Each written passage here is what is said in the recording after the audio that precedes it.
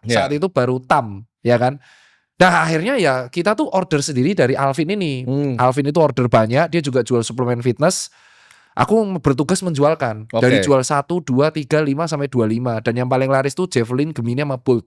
Sampai hafal aku. Iya. Itu laba terus. Gemini yang paling murah kan? Iya, dan itu laba terus. Seneng dong. Usia masih belum sampai 20, 3 kali usaha bener semua. IPK masih aman, egoku tinggi banget. Itu belum pernah gagal. Failku tuh malah menjual barang yang aku suka. Jual sepatu. Menarik.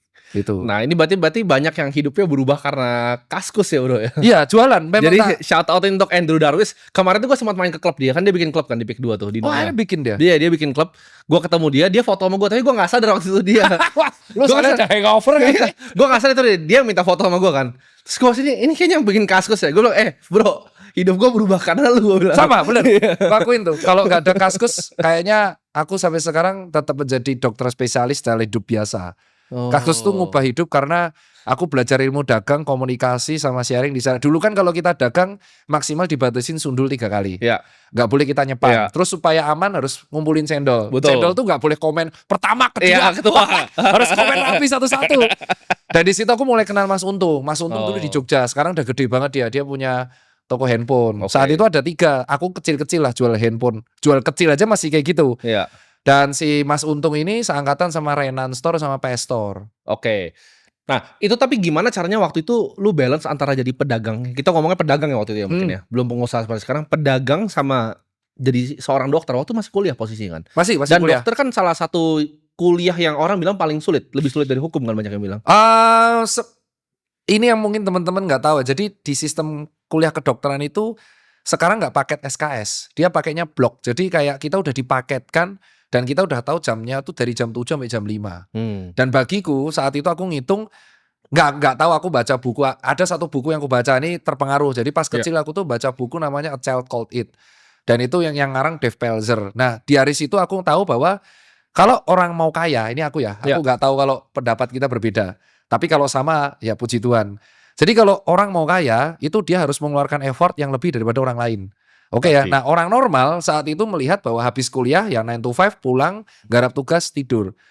Dan aku merasa saat itu hidupku kalau mau berubah ya aku harus mengeluarkan effort yang lebih. Dan effort lebih itu kugunakan buat dagang. Jadi ya 7 jam kuliah, 5 jam itu dagang, 2 jam itu bisa buat belajar, sisanya tidur. Jadi aku praktis tuh bisa setahun gak pulang Solo. Padahal mudikku cuma Solo. Solo Jogja tuh deket, kampungku Solo. Bisa gak pulang? Yang setahun aku bisa gak pulang. Tahun cuma sekali, pulang cuma sekali. Karena ngurusin dagang, COD sana sini. Oke. Nah itu kan waktu itu sempat lu transisi ke usaha cuci sepatu kalau gue gak salah. Sampai ya itu 2013 kan? 2013. Nah apa yang bikin pertama kali idenya usaha cuci sepatu itu? Inspirasi dari mana? Inspirasinya, jadi ini kan tadi aku bilang 3 kali usaha aku laba terus. Nah yang keempat ini ego. Jadi aku berpikir aku laba terus nih. 3 ini aku gak suka. Aku suka sepatu. Dan saat itu aku bertugas pengen menjualkan barang yang aku suka, yaitu sepatu. Kebetulan sepatunya brandnya namanya Macbeth. Dan saat itu Macbeth viral banget. Sekarang udah comeback tapi gak seviral dulu. Dulu ada band-bandan namanya Blink 182 sampai sekarang masih ada. Jadi aku ngeborong Macbeth semua. Ternyata POV ku sebagai penghobi dan POV ku sebagai customer tuh berbeda. Jadi aku cenderung kulak, kalau orang bilang pedagang ya kulak. Itu yang menurutku suka, keren. Ternyata ya nggak works, nggak laku. Nah, itu titik rugi pertama. Akhirnya kenal di Kaskus, ada sebuah forum lagi. Nah ini nyelamatin tuh. Kita nyebut forum, ternyata forum itu namanya Sneaker Addict. Dan itu jual beli, selain dia ngobrol tentang sneakers, dia jual beli sepatu bekas. Nah pas jual beli sepatu bekas, aku dapat nih customer pain point-nya. Ternyata kalau jual beli sepatu bekas, sepatunya itu gak dibersihin. Dan saat itu pembersih masih mahal. Terkenal di Jakarta, di Kemang doang yang bersihin sepatu. Ya udah di Jogja aku bersihin dari kos ke kos. COD masih ingat aku COD, dan COD-nya itu masih ada di depan 3 Second di Jalan Kaliurang. Nah awal puncaknya itu ya makanya kalau kita berusaha lebih pasti akan ada alam yang membantu. Gunung Kelut itu meletus di 14 Februari 2014. Ya jadi aku nyuci di kos itu dari 2011. Ya udah penghasilan biasa 2 kali UMR lah, 2 kali UMR Jogja saat itu berarti 3 ribuan. Cukup lah buat nambah-nambah. Gunung Kelut meletus, abunya tuh ke Jogja. Aku tuh post foto before after di Instagram sama Twitter. Viral.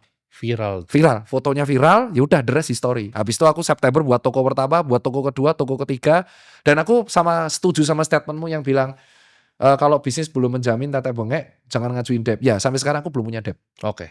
Itu setuju dulu. Itu setuju. Aku suka statementmu itu. Iya. Itu aku nggak punya debt dan aku hanya muterin equity laba dari equity, ku puterin yang karena bapakku dosen ya aku low risk ya. Jadi equity dari toko 1 jadi toko 2, toko 1-2 jadi toko 3 gitu terus sampai sekarang. Oke, itu berarti yang cuci sepatu. Berarti Iya. lu pernah juga punya kalau gak salah titip sneakers. Nah, gue pengen nanya, kenapa bikin bisnis yang titip sepatu? Oh, Titip jual sepatu. Karena gini, ini pengalaman gue ya, dan gue lumayan kenal banyak orang yang di industri ini juga, yang besar-besar, dan itu sebenarnya kan banyak yang nggak tahu itu sebenarnya bisnis yang tidak terlalu menguntungkan kan sebenarnya. Karena satu, lu nggak bisa kontrol stoknya, lu nggak bisa kontrol pricingan itu sepatunya orang, lu mesti ada beban autentikasi, lu mesti ada shipping dan segala macam, logistiknya berat. Dengan margin cuma 10-30%. Ya betul, tepat sekali, gak ada beda ya. Tapi salah satunya jadi gede di Cake Avenue. Iya. Ini menarik nih, udah di riset karena data.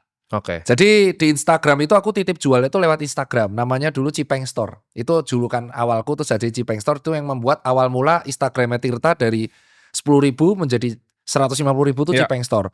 Alasannya simple, karena aku punya industri cuci sepatu. Aku tuh saat itu kan belum ada AI semasif ini, belum ada sumber data. Aku juga belum tahu cara analis data, belum bisa connect engineer. Aku hanya pakai cara bodon kalau sepatu yang paling sering dititip jual itu adalah sepatu yang paling sering demand-nya paling tinggi. Oke. Relate ya. Jadi aku gak peduli tuh karena cost-nya kan cuma markup 100.000, sehari paling laku 10 itu cukup bisa buat bayar pulsa atau gaji admin. Tapi kita tahu misalkan di bulan Oktober yang titip jual tertinggi fans autentik saat itu. Berarti aku akan buat konten YouTube fans autentik dan aku akan ngebuat promo cuci sepatu khusus fans. Oke. Jadi aku mempelajari bahwa titip jual itu kita akan bisa mempredik tren apa yang lagi, tren sepatu apa yang lagi dicari sama market saat itu. Oke.